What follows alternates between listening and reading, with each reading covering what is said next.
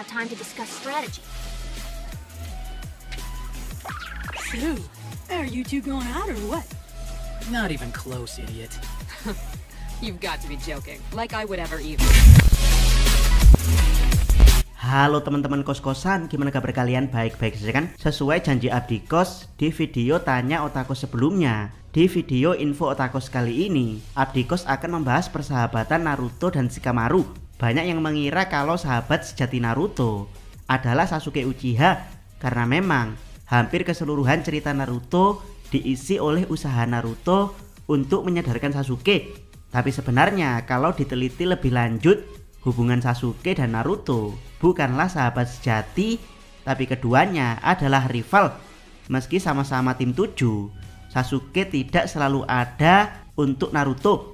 Bahkan Kakashi atau Sakura juga tidak selalu ada untuk Naruto.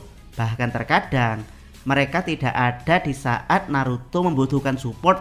Lalu siapa yang selalu ada untuk mensupport Naruto sejak awal cerita? Jawabannya hanya ada 3, yaitu Iruka, Hinata, dan Shikamaru. Iruka adalah sosok ayah pengganti, Hinata adalah sosok yang mencintai Naruto tanpa syarat, sementara Shikamaru adalah sosok yang menjadi sahabat sejati Naruto. Penasaran seberapa baiknya Shikamaru sebagai sahabat sejati untuk Naruto? Berikut pembahasan info Otakus kali ini. Check it bro. Hey Dad, can I ask you about something that's been bugging me? What is it? It's about Naruto. Why does everybody avoid him like the plague? Did he do something wrong? Shikamaru, why don't you tell me how you feel about Naruto? Pertama, Shikamaru dan Choji adalah teman pertama Naruto sejak kecil. Seperti yang kita tahu, Naruto kecil adalah pribadi yang kesepian. Itu karena sejak 12 tahun yang lalu, Hokage ketiga membuat sumpah pada penduduk Konoha untuk tidak boleh membicarakan kalau di dalam tubuh Naruto ada monster rubah ekor 9. Jadi penduduk Konoha yang tahu fakta ini lebih memilih diam, hingga akhirnya Danzo menyebarkan rumor ini hingga jadi rahasia umum di hampir semua masyarakat Konoha, sehingga banyak masyarakat Konoha yang secara diam-diam menjauhi Naruto.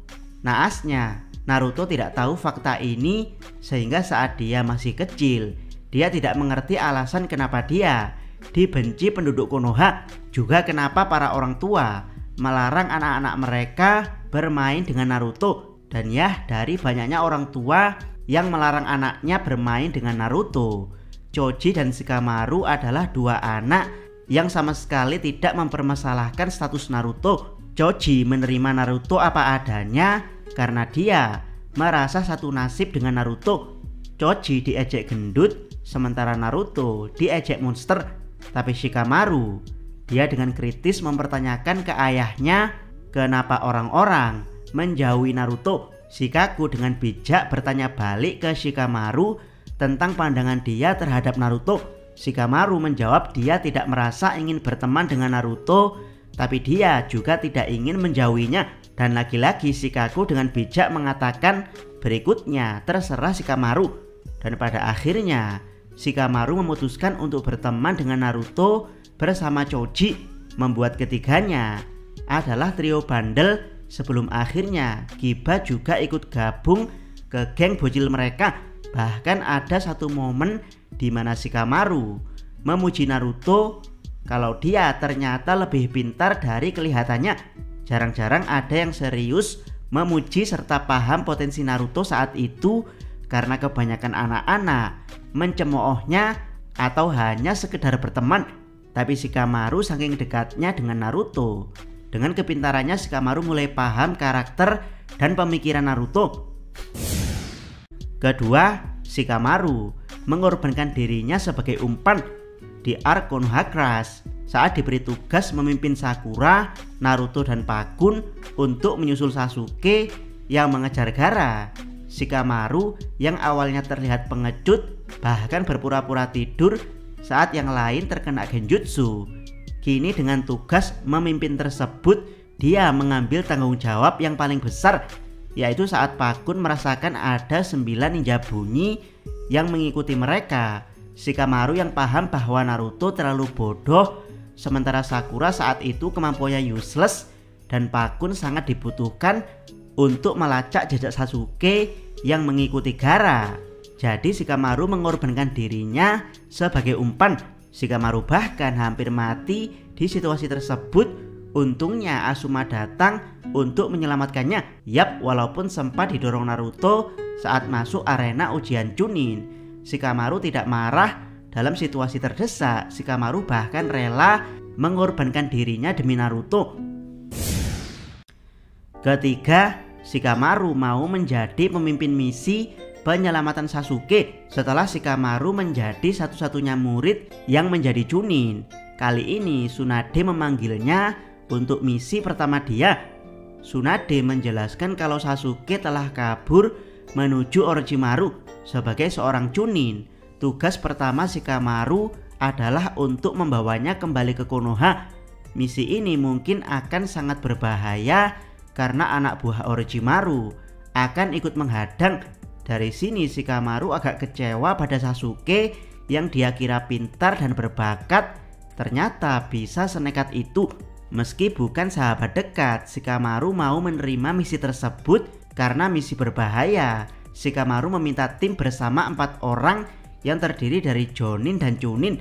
Tapi Tsunade mengatakan kalau saat ini semua Jonin sibuk misi keluar desa. Jadi Tsunade hanya meminta Shikamaru untuk membawa Genin yang menurut dia paling hebat. Dari sini kalau dipikir secara realistis harusnya Shikamaru menolak, tapi dia malah menerima misi tersebut dan berusaha semaksimal mungkin. Alasannya Shikamaru sih karena dia mengenal Sasuke, tapi menurut Abdikos ini alasan yang agak konyol karena Shikamaru tidak dekat dengan Sasuke yang penyendiri. Yang dekat dengan Sasuke justru Naruto. Jadi Abdikos rasa Shikamaru tetap mau mengambil misi berbahaya ini bukan murni karena Sasuke, tapi karena persahabatan dia dengan Naruto. Ya selain karena Shikamaru ingin membuktikan kalau dia memang layak direkomendasikan oleh para tetua dan para daimyo dari berbagai negara sebagai Chunin. Intinya di sini ada sedikit kepercayaan diri yang over pede dari Shikamaru. Hasilnya saat misi gagal, Shikamaru menangis sejadi-jadinya karena merasa sangat-sangat bersalah. Dia merasa sangat gagal sebagai Chunin sebelum akhirnya Tsunade menenangkannya bahwa misi Shikamaru tidak 100% gagal karena dia berhasil membawa pulang semua temannya dengan hidup, yang mana Tsunade yakin sekelas Jonin saja pasti akan memakan korban dalam misi seperti ini. Dari sinilah Shikamaru bersumpah untuk tidak sembrono dan over pede lagi dalam misinya. Keempat, Shikamaru satu-satunya yang bisa mengembalikan semangat Naruto di saat terpuruk setelah kematian Jiraiya oleh Pain. Naruto begitu sedih, bahkan bukan hanya sedih, Naruto masuk ke tahap sudah depresi.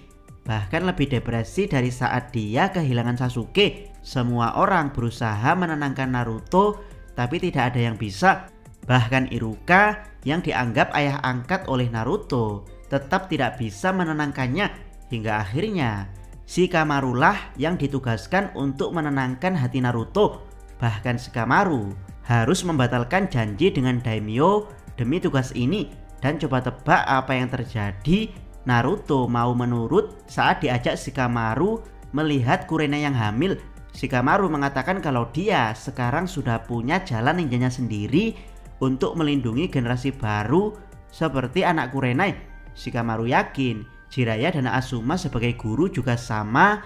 Mereka akan sangat kecewa jika pengorbanan mereka malah membuat para murid kesayangannya kehilangan jati diri serta melupakan jalan ninja mereka.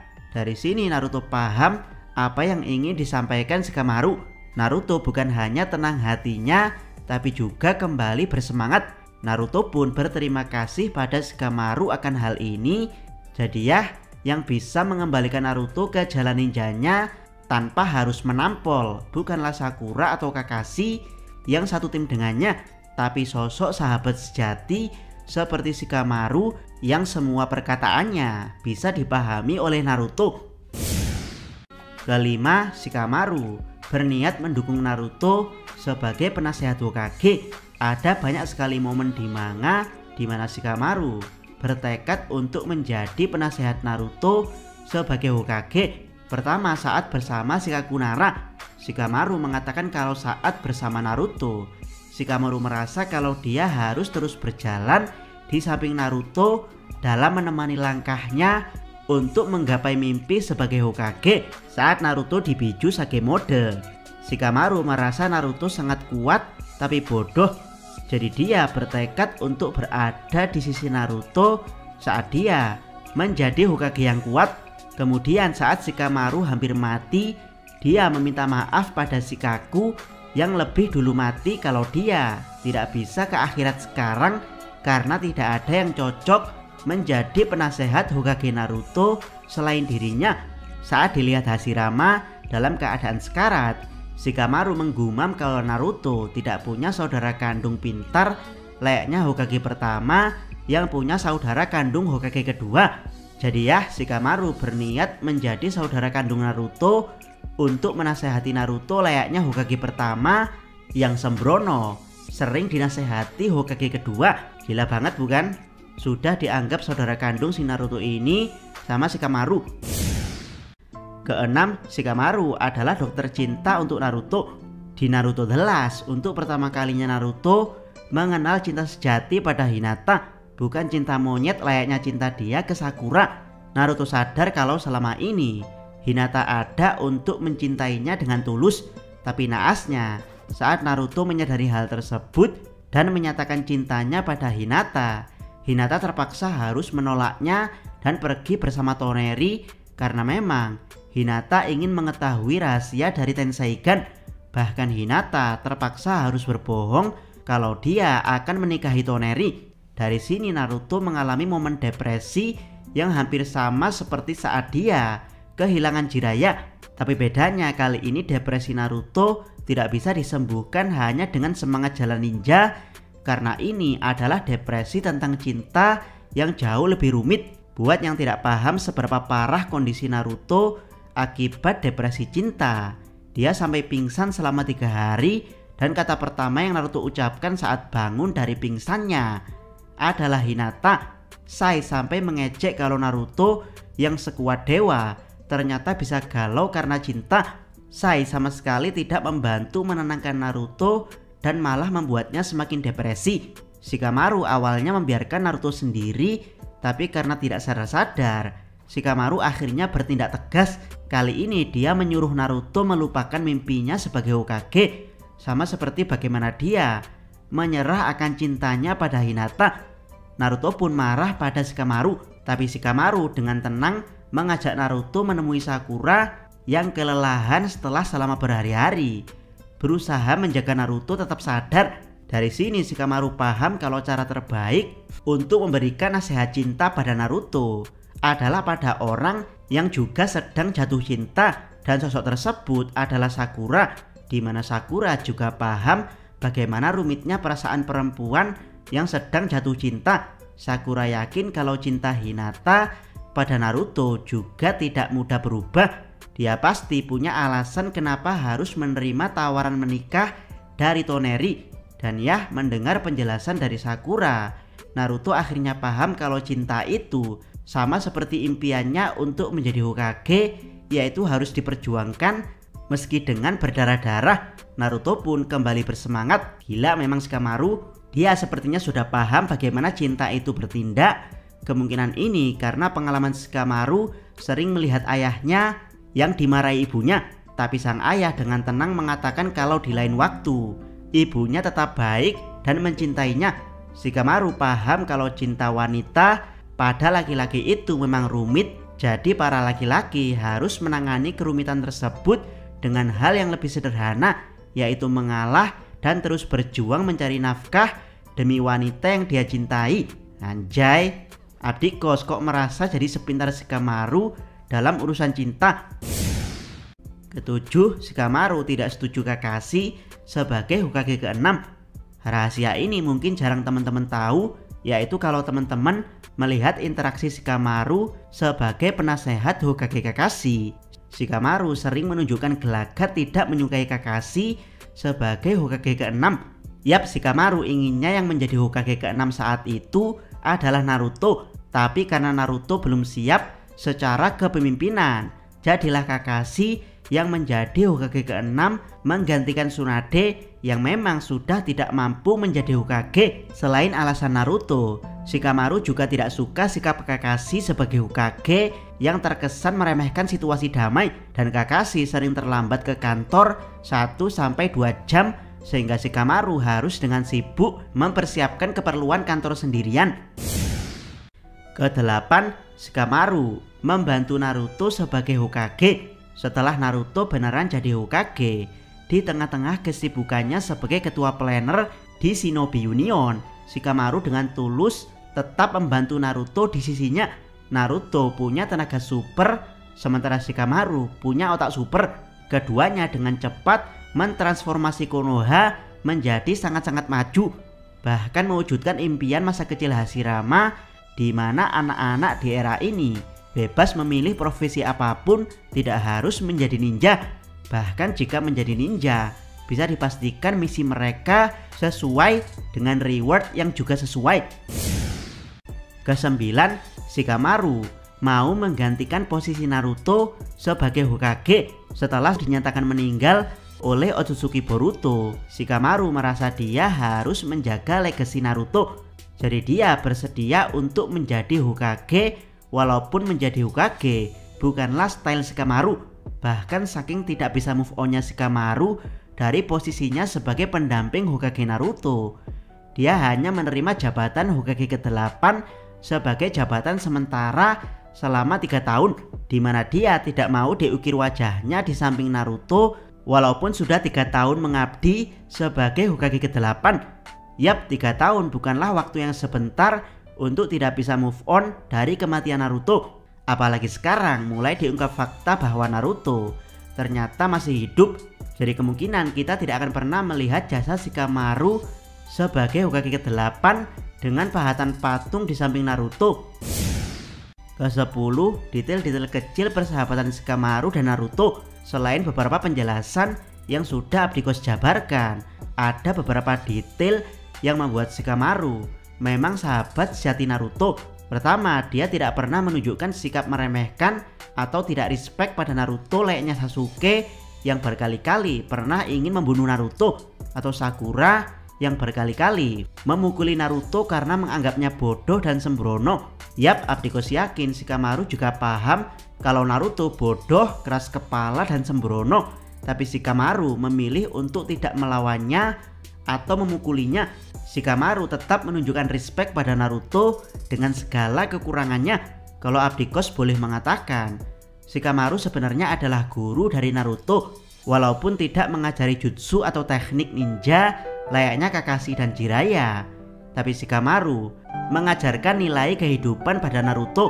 Yang lebih indah adalah Shikamaru mengajarkan nilai kehidupan tanpa harus menggurui Naruto. Caranya adalah dengan terus berjalan di samping Naruto sebagai seorang sahabat sejati. Saya Abdikos, salam Mi.